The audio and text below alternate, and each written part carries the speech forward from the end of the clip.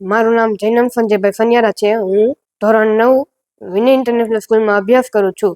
ગુજકોસ્ટ અને શેખ ઇસરો દ્વારા ઓર્ગેનાઇઝ કરવામાં આવેલ ગુજશેખ ભાવિકા પ્રોગ્રામમાં મારું સિલેક્શન થયું, જેમાં 9 લાખ એપ્લિકેશન આવેલા હતા. એમાંથી મોરબીના 3 જ છોકરાઓ સિલેક્ટ થયા, જેમાંથી હું CBSE સ્કૂલમાં એક જ છોકરો હતો જે સિલેક્ટ થયો. આ પ્રોગ્રામમાં Gujarat council on science and technology દ્વારા અને શેખ ઇસરો દ્વારા ઓર્ગેનાઇઝ થયેલ અમને ઘણી બધી લેબ વિઝિટ કરવામાં આવી, જ્યાં ગમે તે નોર્મલ પર્સન ન જઈ શકે. અહીંયા અમને hands on activity lab visit જેમ કે IPR, PRL અને ઘણી બધી ક્લીન રૂમમાં પ્રવેશ કરવામાં આવ્યો. અમને ફ્યુચર મિશન જેમ કે ક્વોન્ટમ ટેકનોલોજીની સેટેલાઇટ અને ગગનયાન મિશનના અમને ફેક્ટ બતાવવામાં આવ્યા, જે લોન્ચ થવાની છે હમણાં જ. તેમ છતાં અમને વેબસાઇટ જેમ કે મોશેક અને વેદાસ બતાવવામાં આવી. ફાર્મર્સ માટે વેબસાઇટ બહુ સારી છે અને જે મછવારા હોય છે તેમને ઇન્ફોર્મેશન મળે કે જ્યાં ઝાઝી ફિશ છે તેમને ફિશિંગ કરવામાં હેલું રહે. જેમ અગર તે ડૂબવાના હોય કે ગમે તે ફાયર થતી હોય તો એમાંથી ઇસરોને બતાવી શકે, તે એમને હેલ્પ કરે અને બચાવે એ સિચ્યુએશનમાંથી. પછી અમે રોકેટ લોન્ચ કર્યા, જેમાં સોલિડ ફ્યુલ દ્વારા એક મોડલ બનાવ્યો રોકેટનો, જે રિયલમાં હોય એનો મોડલ બનાવ્યો અને તેને લોન્ચ કર્યો. પછી અમે વિઝિટમાં ગયા લેબમાં, જ્યાં અમને થર્મો લેબ, વાઇબ્રેશન લેબ છતાં પેલોટ્સવાળી લેબ બનાવવામાં આવી. અમને શીખવાડવામાં આવ્યું કે અમદાવાદમાં સેટેલાઇટનું હાર્ટ અને આઈ બનાવવામાં આવે, કે પેલોટ્સ અને કેમેરા બનાવવામાં આવે. પછી અમે સોલાર પેનલ PDU ગયા, જ્યાં અમને શીખવાડવામાં આવ્યું કે સોલાર પેનલમાંથી ઇલેક્ટ્રિસિટી કેવી રીતના બનાવવામાં આવે, કે DC કરંટને ACમાં કન્વર્ટ કરવામાં આવે ઇન્વર્ટર દ્વારા, અને તેથી ગવર્મેન્ટની કાઉન્સિલમાં ઉપયોગ કરવામાં આવે. પછી અમને પ્લાઝમાના ઉપયોગ બતાવ્યા કે કેવી રીતે પ્લાઝમા ઇલેક્ટ્રિસિટી બનાવે અને એના ઉપર સ્ટડી કરવામાં આવે. પછી અમને PRL ગયા, જ્યાં ફિઝિકલ રિસર્ચ લેબોરેટરી, જ્યાં ઇન્ડિયાનું 15th ફાસ્ટેસ્ટ કોમ્પ્યુટર હતું, કે એ ગમે તે હાર્ડેસ્ટ ગમે તે પ્રોગ્રામિંગ હોય કે મોટી લેંગ્વેજમાં ગમે તે પ્રોગ્રામ કરવું હોય તે બહુ ફાસ્ટ કરી આપે.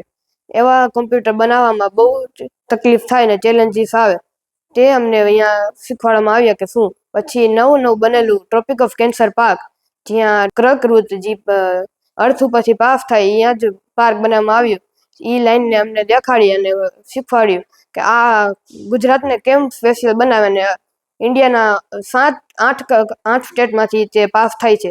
પછી અમને સાયન્સ સિટીમાં લઈ ગયા, જ્યાં નવું બનેલું astronomy, space and science technology એક જગ્યા છે, જ્યાં અમને પ્લાનેટરિયમ show દેખાડ્યો.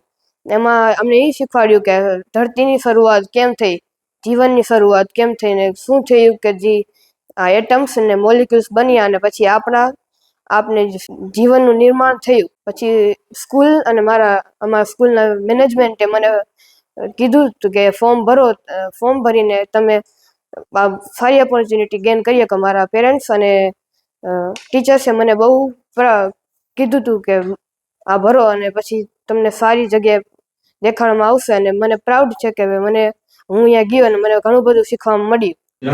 Research science and technology અને ગુજશેખ ભાવિકાનો આ 2025માં જે પ્રોગ્રામ યોજાયો અમદાવાદ ખાતે, તેમાંથી 9 લાખ એપ્લિકેશન કુલ ટોટલ આવેલી હતી, જેમાંનો એક વિદ્યાર્થી મોરબીનો વિનય ઇન્ટરનેશનલ સ્કૂલનો જૈનમ સનિયારા જે સિલેક્ટ થયેલ હતો. આ પ્રોગ્રામ દરમિયાન જૈનમે 9 દિવસ પ્રોગ્રામમાં અમદાવાદ ખાતે ભાગ લીધો હતો. આ પ્રોગ્રામથી જૈનમને નવા વૈજ્ઞાનિકો સાથે વાતચીત કરવાનો, સંવાદ કરવાનો નવો લાવો મળ્યો. અને આ 9 દિવસના પ્રોગ્રામ દરમિયાન અવકાશયાનમાં જે કાંઈ અંતરિક્ષમાં એમાં જે પ્રોગ્રામ થયો બરાબર, તેમાં જૈનમે ખૂબ સારો એવો લાવો લીધો છે. અને આવનારા દિવસોમાં જે કાંઈ આવી નવી જે કાંઈ એપ્લિકેશન થતી હોય એમાં આવનારા વિદ્યાર્થીઓને અમે એટલું જ કહેવા માગીએ છીએ કે ભાઈ નવી એપ્લિકેશનમાં કોઈ બી વિદ્યાર્થી જાય અને આવા નવા વૈજ્ઞાનિકોને મળવાનો મોકો મળે. ગુજરાત સરકાર અને ભારત સરકાર દ્વારા અત્યારે નાના વિદ્યાર્થીઓ જે સ્કૂલ એજ્યુકેશન મેળવી રહ્યા હોય છે એમના માટે એમાં અત્યારથીના જ એક વૈજ્ઞાનિક તરીકેનો અભિગમ કેળવાય, એ વિદ્યાર્થીઓની અંદર પડેલી શક્તિઓ છે એ બહાર આવે અને અત્યારથી જ બાળકો છે એ કંઈક હાયર લેવલના થિંકિંગ ઉપર કામ કરતા થાય, એની અંદર પડેલી ટેલેન્ટ બહાર આવે, એવા ઘણા બધા પ્રોગ્રામો છે એ ગવર્મેન્ટ દ્વારા અત્યારે આયોજિત થતા હોય છે. એમાંનો એક પ્રોગ્રામ એટલે ગુજસેક ભાવિકા પ્રોગ્રામ, જે ગુજકોસ્ટ અને ઇસરોના સંયુક્ત ઉપક્રમે આયોજિત થતો હોય છે.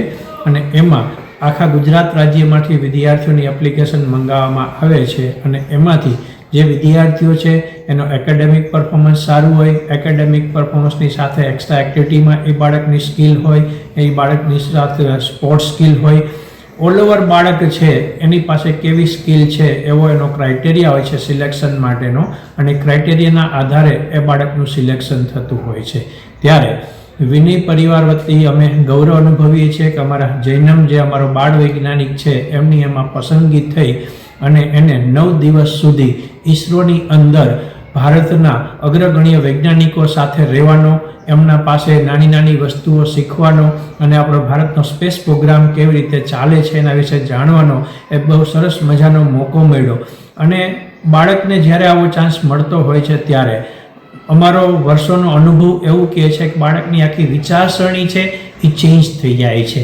જે ઓર્ડિનરી વિદ્યાર્થી તરીકે બાળક વિચારતો હોય છે એના બદલે આવા પ્રોગ્રામમાં ભાગ લીધા પછી બાળક છે એનું થિંકિંગ છે એ અલગ વેથી થતું હોય છે. એનો કોન્ફિડન્સ લેવલ છે, એની ક્રિએટિવિટી છે, એનું લોજિક છે, અન્ડરસ્ટેન્ડિંગ પાવર છે, સાયન્ટિફિક એટીટ્યૂડ છે, આવી ઘણી બધી સ્કિલ છે એ બાળકમાં ડેવલપ થતી હોય છે. અને એ બાળક છે એ ભવિષ્યમાં એકેડેમિકમાં પણ બહુ સારું પરફોર્મન્સ છે એ આવા અનુભવોને આધારે બતાવી શકે છે, જે પણ અમારો અનુભવ છે. એટલે અમારા બાળકને જે ચાન્સ મળ્યો અને એમાં એમના પેરેન્ટ્સ તરફથી અમને જે ફૂલી સપોર્ટ મળ્યો એ બાળકને ત્યાં મોકલવા માટેનો, એના માટે અમે એમને પણ ધન્યવાદ કહીએ છીએ. અને ભવિષ્યમાં અમારી સંસ્થામાંથી આવા ઘણા બધા પ્રોગ્રામો છે એના આયોજન માટે અમે કટિબદ્ધ છીએ અને અમારા બાળકોમાં જે પડેલી ટેલેન્ટ છે એને ભવિષ્યમાં પણ આવા પ્લેટફોર્મ અમે આપતા રહીશું. અને એના આધારે અમારા સ્કૂલમાંથી, આપણા મોરબી સિટીમાંથી બાળકો આવા પ્રોગ્રામમાં જાય અને આપણા સમગ્ર મોરબી જિલ્લાનું ગૌરવ છે વધારે, એવી અમે આશા અને અભિલાષા રાખીએ છીએ. અને આ બાબતે પોઝિટિવ મોરબીનો અમે આભાર વ્યક્ત કરીએ છીએ કે અમારા બાળકની આ સિદ્ધિ છે એમને એક પ્લેટફોર્મ આપી અને આ વાત છે એ મોરબીવાસીઓ સુધી પહોંચાડવા માટે એમને અમને સાહસ સહકાર આપ્યો છે. એના બદલે એમનો પણ આભાર. Thank you.